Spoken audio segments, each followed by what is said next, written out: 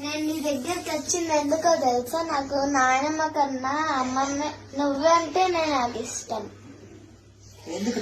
ఎందుకంటే మమ్మీ చెప్పింది నాకు, నువ్వు ఉప్పు కావాలన్నా కారం కావాలన్నా ఇంటికి తొందరగా పంపిస్తావు. మళ్ళీ మమ్మీకి ఏదైనా కావాలన్నా కానీ ముందు నువ్వే నిలబెడతావంట.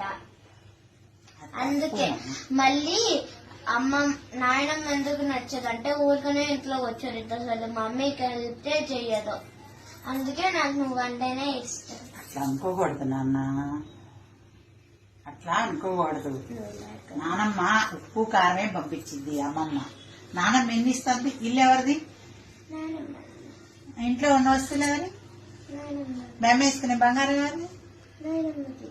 నానమ్మ చూడు ఎన్ని ఇచ్చిందో. రోజు ఎంత డబ్బులు ఇస్తుంది?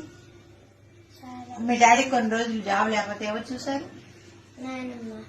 మా నాన్నమ్మ ఎంత మంచిది, ఇవన్నీ ఇస్తుంది. నేను ఓళ్ళు ఉప్పు కారం పప్పు, ఓకేనా?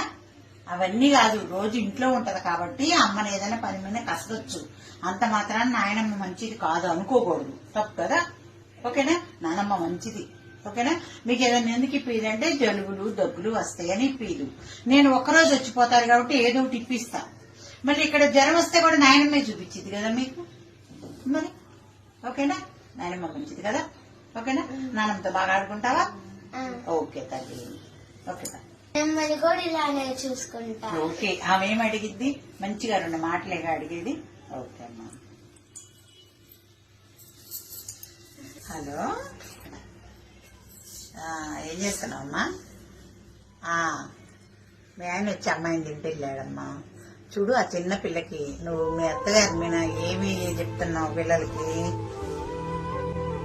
అది నానమ్మ అంటే ఇష్టం లేదు, అమ్మమ్మ అంటే ఇష్టం అంది. అలా పెంచకూడదు. మీ నానమ్మ గురించి ఎప్పుడైనా నేను మీకు తప్పుగా చెప్పానా? నానమ్మ ఎట్లుంది ఇంట్లో? నా పేరు అట్లా ఎత్తగానే నేను పోయి నానమ్మ ముందు వాలేదన్నా లేదా? మరి మీ నాన్నగారు నాకెందుకని తెలివిస్తాడు?